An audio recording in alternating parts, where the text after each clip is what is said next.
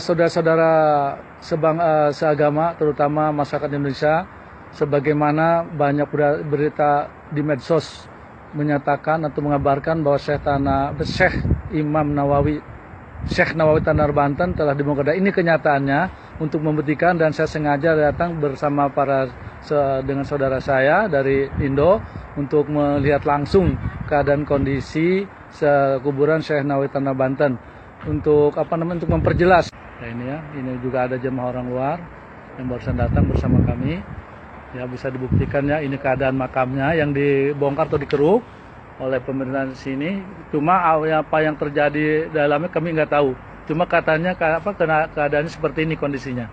Jelas sekali kan ya. Jadi kabar-kabar yang melalui medsos itu betul.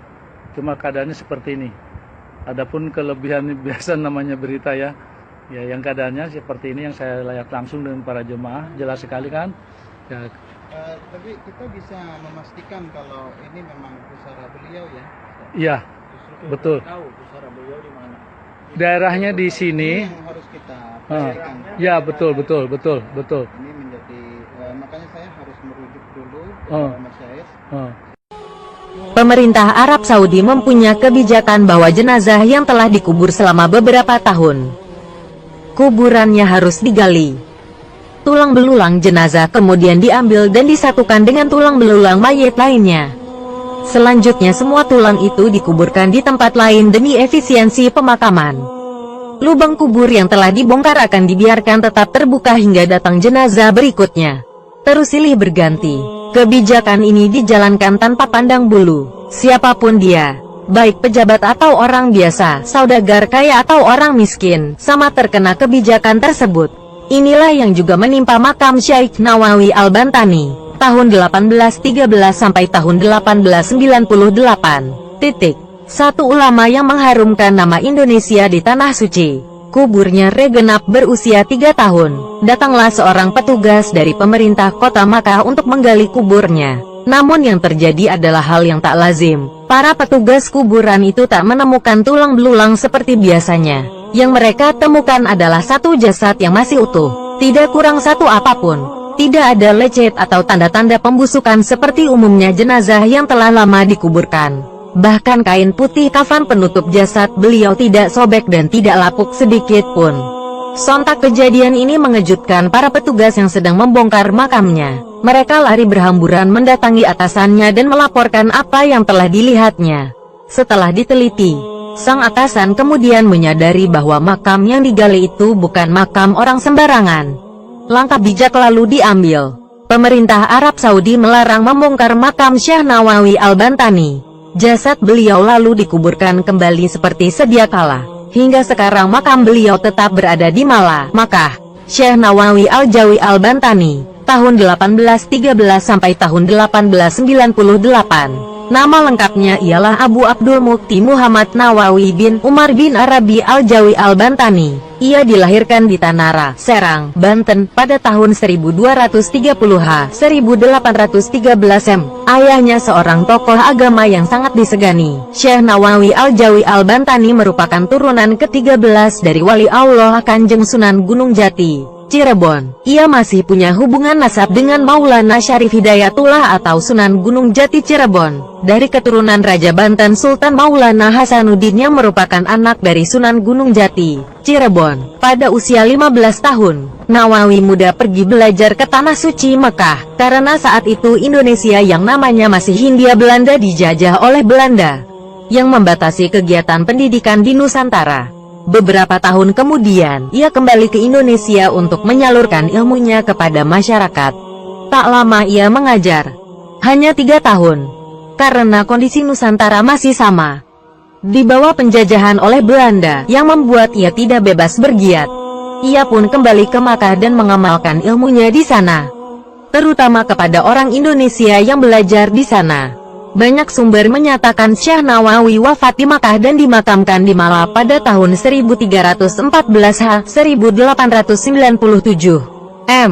Namun menurut Al-A'lam dan Mu'jam Mu'allim, dua kitab yang membahas tokoh dan guru yang berpengaruh di dunia Islam, ia wafat pada 1316 1898 m. Syekh Nawawi Al-Bantani adalah satu dari 3 ulama Indonesia yang mengajar di Masjid Al-Haram di Makkah Al-Mukarramah pada abad ke-19 dan awal abad ke-20. 2 yang lain ialah muridnya, Ahmad Khatib Minangkabau dan Syekh Mahfuz Termas. Ini menunjukkan bahwa kealiman dan ilmunya sangat diakui tidak hanya di Indonesia, melainkan juga di semenanjung Arab. Syekh Nawawi sendiri menjadi pengajar di Masjid Al-Haram sampai akhir hayatnya yaitu sampai 1898. Lalu dilanjutkan oleh kedua muridnya itu. Wajar jika ia dimakamkan berdekatan dengan makam istri Nabi Muhammad, Sayyidah Khadijah radhiyallahu Makkah. Syekh Nawawi Al-Bantani mendapatkan gelar Sayyidu Ulama Al-Hijaz yang berarti sesepuh ulama Hijaz, atau guru dari ulama Hijaz atau akar dari ulama Hijaz.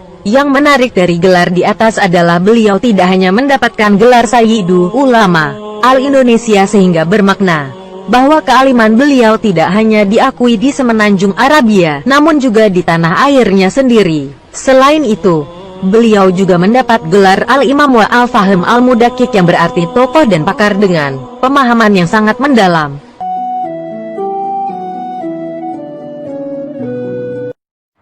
Saudara-saudara seagama, terutama masyarakat Indonesia, sebagaimana banyak berita di medsos menyatakan atau mengabarkan bahwa Syekh Nawawi Tanah Banten telah dibongkar. Ini kenyataannya untuk membuktikan, dan saya sengaja datang bersama dengan saudara saya dari Indo untuk melihat langsung keadaan kondisi kuburan Syekh Nawawi Tanah Banten. Untuk untuk memperjelas, karena banyak sekali yang bertanya pada saya tentang masalah ini, dan ini bisa dibuktikan sendiri oleh kami, betul ini adanya seperti ini, yaitu dibongkar atau dikeruk. Nah, ini kenyataannya keadaannya, lihat seperti jelas sekali. Nah, ini ada keluarga saya yang dari kampung, sengaja saya bawa ke sini untuk membuktikan atau bisa menceritakan keadaan yang sebenarnya apa yang terjadi di sini. Karena sampai detik ini banyak sekali yang menanya pada saya bagaimana tentang keadaan kuburan Syekh Nawawi Banten. Nah, ini juga ada jemaah orang luar yang barusan datang bersama kami. Ya, bisa dibuktikan ya, ini keadaan makamnya yang dibongkar atau dikeruk oleh pemerintah di sini.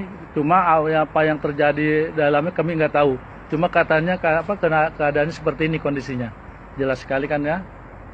Jadi kabar-kabar yang melalui medsos itu betul. Cuma keadaannya seperti ini.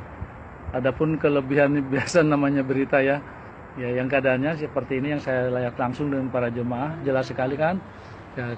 Tapi kita bisa memastikan kalau ini memang pusara beliau ya? Iya, betul. Tahu pusara beliau di mana? Daerahnya di sini. Ini yang harus kita pastikan. Ya, betul. Ini menjadi makanya saya harus merujuk dulu ke masyayikh sehingga kita bisa memastikan kalau ini betul adalah pusara beliau. Nah, ini yang menjadi Jadi pertanyaan ya, betul Pak. Jadi walaupun saya sudah menonton video yang tersebar di medsos, cuman yang saya tanyakan itu adalah saya ragukan itu adalah kebenaran kuburannya Pak. Ya, betul Pak. Makam atau pusara ini apakah betul-betul beliau? Makanya saya harus merujuk. Betul. Cuma kalau daerahnya sini Pak, tempatnya daerah sini, betul. Memang saya hanya diberikan isyarat dulu oleh salah seorang masyayikh saat saya mengikuti pemakaman Sayyid Abuya Sayyid Muhammad Alawi Maliki ya. Jadi beliau menunjukkan saya begitu dari jauh, cuman tidak begitu pas, sehingga ya bagaimanapun saya tidak bisa memastikan kalau ini betul-betul adalah pusara beliau. Nah, jadi seperti itu Pak. Jadi insya Allah akan saya telusuri. Mohon diperjelas Pak, Pak. Soalnya Pak setiap menit ya Pak. Setiap menit datang orang yang bertanya dari Indo pada saya. Makanya saya hari ini menyempatkan kedua kalinya nih Pak. Saya kesini sebenarnya juga untuk memastikan. Iya. Karena saya sudah di-tag beberapa kali di medsos, betul. di Facebook. Sama saya juga itu. Memberikan jawaban yang pasti kepada mereka yang ada di medsos.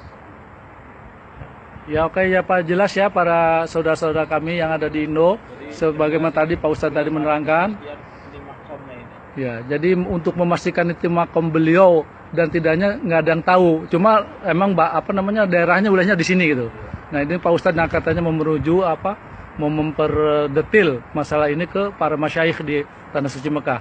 Mudah-mudahan semuanya menjadi paham dan menjadi tidak simpang siur beritanya Pak ya. Iya betul Pak. Ya ini oke Pak, saya kirim.